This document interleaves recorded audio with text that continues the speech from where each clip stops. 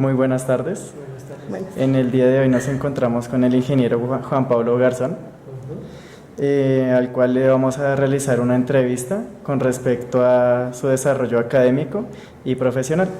Dale, muy bien. Entonces, por favor, cuéntenos un poco sobre usted, a qué se dedica actualmente.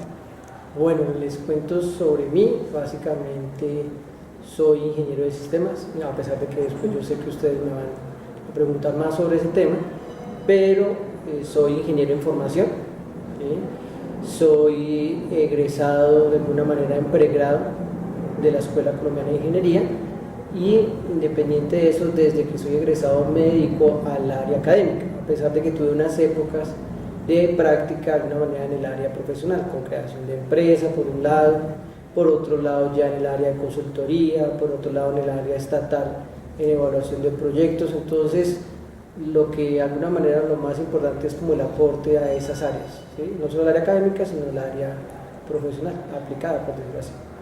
Bueno, sí, señor.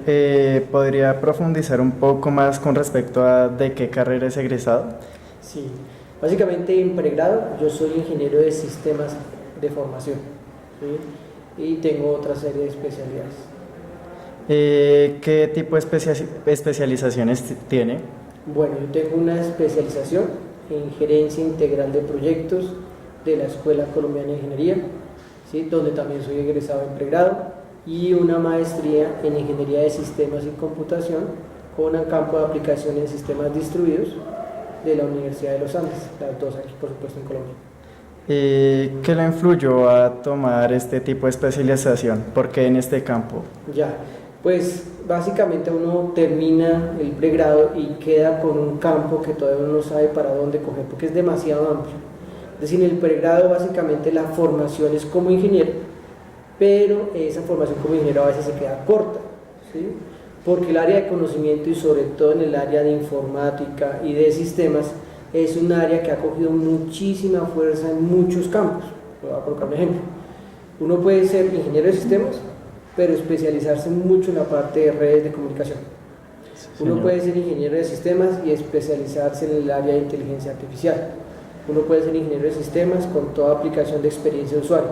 Entonces, en ese campo de formación en pregrado se queda muy corto, porque si uno quiere aportar muchísimo a una sociedad, muchísimo a una organización, pues uno tiene que especializarse mucho más. Entonces, cuando terminé mi pregrado, pues básicamente vi todos los intereses, vi toda el área de campos de aplicación y me gustó muchísimo dos áreas, ¿sí? El área de gerencia de proyectos, ¿sí? Es un área administrativa, pero es un área en la cual uno los proyectos de ingeniería de sistemas tiene uno que enfocarlos de una manera distinta. Voy a poner un ejemplo. Un proyecto, ¿sí?, de ingeniería civil es un proyecto que metodológicamente se aplica de una manera, pero metodológicamente en el área de software es de una manera distinta, a pesar de que puede tener las mismas fases, pero es algo muy específico en lo que tiene que ver con ingeniería de sistemas y también en software como campo de aplicación. Ok. Con respecto a su carrera de pregrado, ¿cuánto tiempo le terminó culminarla? 5 años. 5 años. ¿Se le presentó alguna dificultad? Bueno, ahí como les comenté, pues básicamente, o como les comento, básicamente varias dificultades que son normales. Es decir, cuando uno termina egresado, y sobre todo desde hace ya como una década, uno termina básicamente de 16 años, ¿sí? Y ahí a los 16 años es todavía una persona, entre comillas, inmadura, ¿sí? Entonces es normal que durante los primeros semestres existan esa inmadurez como ciertas dudas. Y eso es una de las anécdotas que les puedo contar, y es que uno a los 17 años, uno se plantea muchas veces, ¿realmente es el campo en el cual yo quiero formarme como profesional? ¿O es un campo de alguna manera que me llamó mucho la atención, pero yo no quiero dedicarme la vida a esto? Entonces, esas dudas que son normales, es dudas que también son normales durante la carrera, pero por el momento en el cual el país está dejando personas que se gradúen de bachillerato demasiado jóvenes. ¿Sí? Entonces por eso es de alguna manera es una anécdota y es algo normal en los primeros semestres, y ojalá que sean los primeros semestres y no los últimos. Y no los últimos, sí, porque ahí sí sería más grave. Sí, claro. ¿Se le facilitó conseguir empleo después de su graduación de pregrado? Sí, en ingeniería de sistemas hay mucho campo de aplicación. Entonces en la industria hay mucho campo de aplicación por el lado de desarrollo, sí, hay mucho campo de aplicación por la parte técnica de redes, hay mucho campo de desarrollo por la parte organizacional, es decir, de crear empresa. y en Colombia en particular se crean muchas empresas, ¿sí? Pero también muchas se cierran. Pero en el campo de ingeniería de sistemas se necesita una formación de crear empresas, pero que las empresas tengan una proyección, ¿sí? Entonces, en ese campo uno puede aplicar en muchísimos frentes, pero sobre todo ser muy formal en el frente que uno escoja.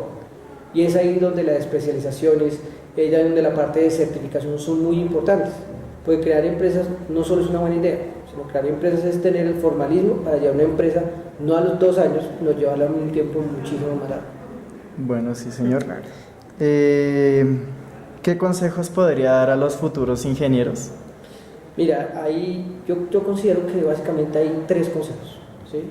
El primer consejo que uno puede tener es que vea la ingeniería como ingeniería, ¿sí? Y eso es lo que muchas veces hace falta. Y es que la palabra ingeniería tiene que ver con ingenio, ¿sí?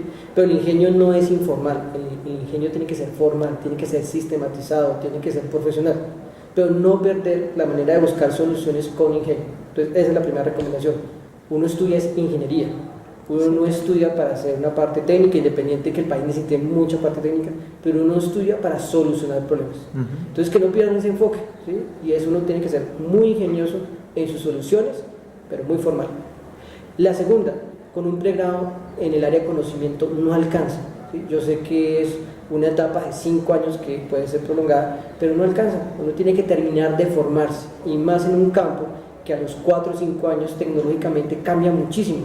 Es decir, ingenieros como yo, que ya tiene unos años, ha visto muchos cambios tecnológicos, desde las herramientas de desarrollo hasta los lenguajes de programación, hasta los paradigmas arquitectónicos. Estos son cambios que evolucionan demasiado rápido. Entonces, por eso, cuando uno termina un pregrado, y la segunda recomendación es, uno tiene que especializarse mucho, ¿sí? Uno tiene que enfocarse mucho en esa parte.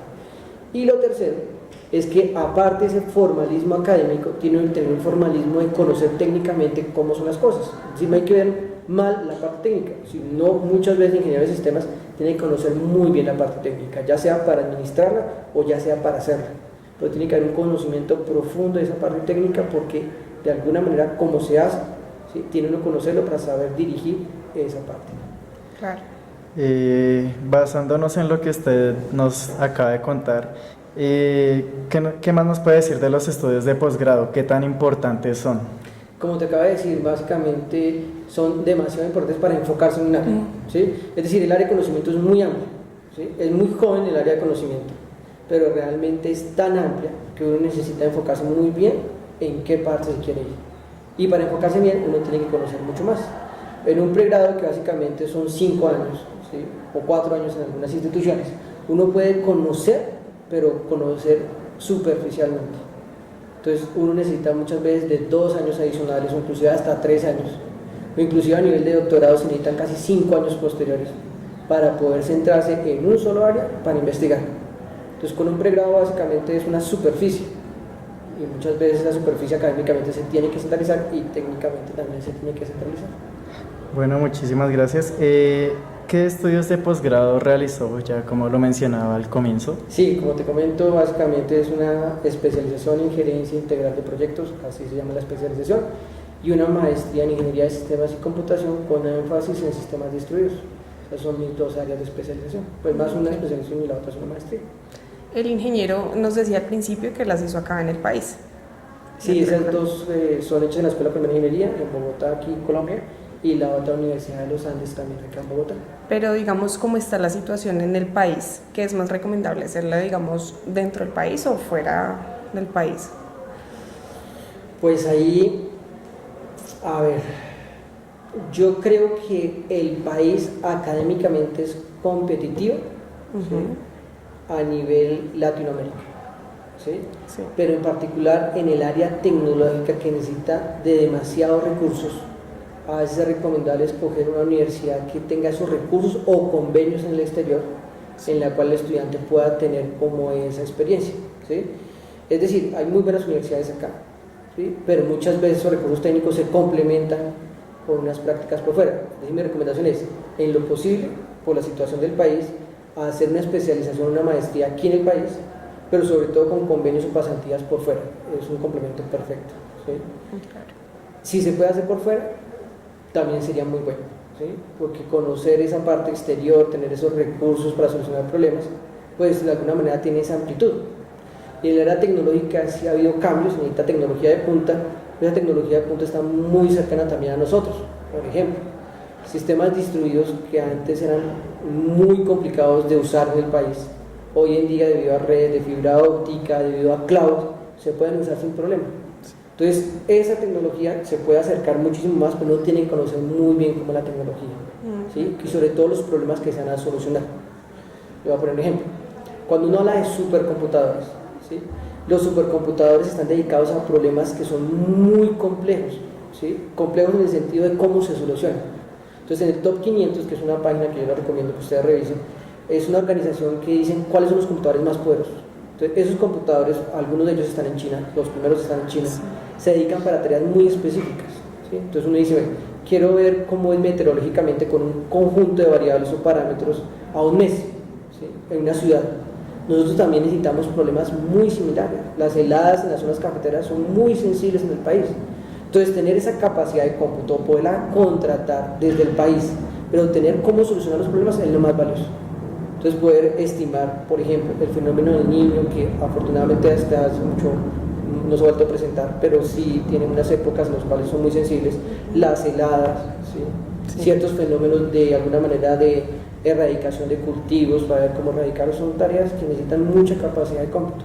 Entonces uno necesita conocer muy bien la tecnología, poderla usar, y hoy en día afortunadamente ya se puede usar en el país, ¿sí? A un costo que es relativamente llevadero para nuestra economía, por decirlo así. Sí, pues es que digamos que en el país lo que se ha visto es que muchas veces las maestrías son de alguna manera inasequibles por los costos.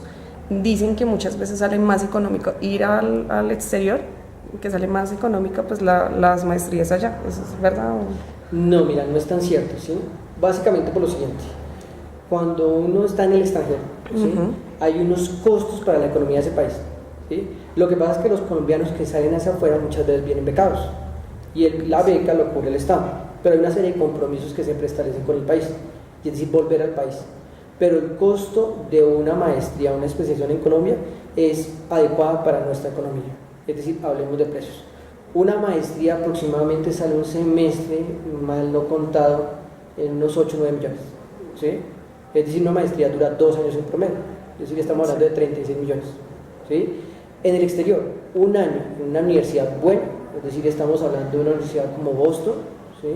O una universidad de las de California, está costando el año aproximadamente $100,000. Entonces fíjate que para una economía norteamericana pues es un precio costoso, ¿sí? Para una maestría nosotros es costoso, pero es llevadero de alguna manera.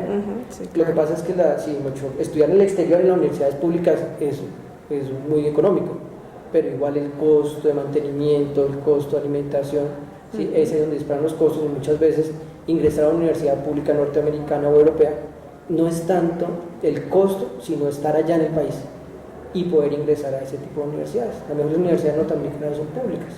Sí, también. Dijo que también había trabajado antes de la docencia, había trabajado en otros campos. ¿Esos campos los manejó antes de hacer la especialización, la maestría? No, fue posterior. Yo trabajé básicamente en campos, por un lado, a nivel privado, en hacer empresas en desarrollo móvil, ¿sí? Y por otro lado, a nivel estatal, en muchas veces evaluación de proyectos a nivel del país. Entonces, eso fue posterior a tener como esa visión mucho más específica de mi área de profesión de pregrado. Entonces, ahí fue donde se hizo la maestría y pude colaborar mucho más en esa parte. ¿Eso qué quiere decir? Que en nuestro país se necesitan personas que sean con un pregrado, pero se necesitan mucho que profundicen en un área. Eso es donde más pueden aportar. Eso no quiere decir que una persona de pregrado no pueda aportar, ¿sí? Pero su inexpertise de alguna manera en el momento del pregrado no le da para poder aportarle más de lo que podría dar con una especialización y sobre todo con la experiencia, que también es otro complemento importante. Entonces, esa visión me la dio a mí, la experiencia y la parte técnica con una especialización y una maestría, sobre todo la maestría. Sí, claro. Cuando el ingeniero salió, empezó a hacer el posgrado, ¿ya estaba aplicando en el área o fue después de que terminó el posgrado? Sí, mira, yo desde que salí egresado en la Escuela Colombiana de Ingeniería, yo ya estaba vinculado como docente ahí en esa parte. Entonces, yo apenas terminé, de una vez fui docente, ¿sí? Después de ser docente en la maestría, ¿sí? También fui docente, y cuando volví también me volví docente. Entonces, entre todas esas partes de docencia, apliqué mucho a la parte de hacer proyectos por aparte, ¿sí? Y hacer todo un soporte a nivel institucional y a nivel, sobre todo, gobierno, ¿sí? Entonces, a nivel gobierno, muchas veces me buscaban, debido a mi expertise, me buscaban mucho para evaluar proyectos estatales. Entonces esa es como mi área, de alguna manera, de movimiento, y es desde que estoy egresado y antes de eso. Es decir, yo estaba en pregrado haciendo mi último semestre y yo ya estaba vinculado a la universidad, ¿sí? En esa parte de docencia y en esa parte de poder hacer proyectos con las instituciones, ¿sí? Y es ahí donde tiene como su mayor aporte para mí. Sí, claro. O sea que en el mercado profesional se abrieron muchas puertas después también de la maestría. Sí, también, sí, tanto en pregrado, como te comento, como también en la maestría. Ya cuando terminé la maestría salieron mucho más campos, ¿sí? Y a diferencia de lo que uno puede pensar, porque se especializa mucho en un área, pero uno se vuelve muy fuerte en esa área, ¿sí? Entonces ahí el campo, se puede uno pensar que se reduce, pero debido a que uno marca la diferencia, es en el campo en el que uno tiene más fácil la aplicación. Entonces las ofertas laborales son mucho más importantes, no solo hablemos desde el punto de vista económico, sino de aporte, ¿sí? Y son mucho más atractivas, por decirlo así. Sí, claro. También hablaba que es bueno certificarse. Las certificaciones ahorita tienen más peso en algunos casos que las maestrías o algo así. Sí, por ejemplo en nuestro campo, ¿sí? Es decir, en nuestro campo tecnológico muchas veces cuando uno necesita aplicar la parte de desarrollo, ¿sí? Las certificaciones son como un mecanismo que se vuelve muy estándar, ¿sí? Es decir, si uno sale a hacer desarrollo, ¿sí? El pregrado es una formación que es académica y es base para aprender cualquier herramienta, pero a una organización le interesa mucho que sea certificado por un ente independiente. Entonces muchas veces esa certificación a veces pesa tanto como una parte académica, ¿sí? A veces menos dependiendo de cuál es la certificación, pero les voy a contar un caso específico. Si uno habla de desarrollo de tipo iOS, es decir, móvil iOS, en el país solo hay una persona certificada, ¿sí? En el campo de cloud, en Amazon AWS, hay muy poquitas personas que tengan esa certificación en Colombia. Entonces, una persona certificada en ese tipo de iOS y en ese tipo, por ejemplo, de Amazon AWS, que es un cloud, puede cobrar perfectamente mensualmente en un proyecto, puede cobrar entre $10,000 y $15,000, solo en un proyecto, a nivel país. Sí. ¿Sí? Y son esas personas a las cuales cuando se necesita ciertos proyectos, pues esa certificación pesa mucho, ¿sí? Entonces eso es de alguna manera a veces se marca una diferencia con una certificación, pero sobre todo con unas bases muy sólidas académicas. Es decir, la certificación sí es un examen, pero si cambia la tecnología, como cambia muchísimas veces en la parte de ingeniería de sistemas, pues uno puede quedar en el aire. Entonces por eso es que los dos soportes son adecuados, una parte académica muy fuerte y sobre él de una certificación, pero la certificación de alguna manera le da una diferencia a nivel de mercado, pero si cambia, uno se puede mover rápidamente si tiene la base teórica, la parte de su pregrado. Si no la tiene uno puede quedar ahí enmarcado. Entonces la tecnología cambia cada par de años, ¿sí? Voy a colocar un ejemplo, en Android estamos cambiando de versiones 2 o 3 veces por año, ¿sí? Entonces uno puede decir, bueno, pues una versión, ¿qué tanto cambia con la otra? Pues cambia, ¿sí? Uno cree que no cambia mucho, pero cambia hartísimo. Más sensible en iOS.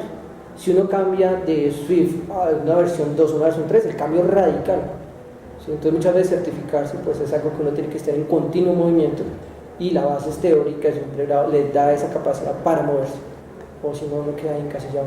Claro. Y ¿El ingeniero, qué pena, el ingeniero tiene algún tipo de certificación también? Yo tuve un CCNA que es en la parte de redes. Ah, ok. Bueno, pues ya sería todo. Bueno, muchísimas gracias. Muchas Muchísimas gracias. Muy amables.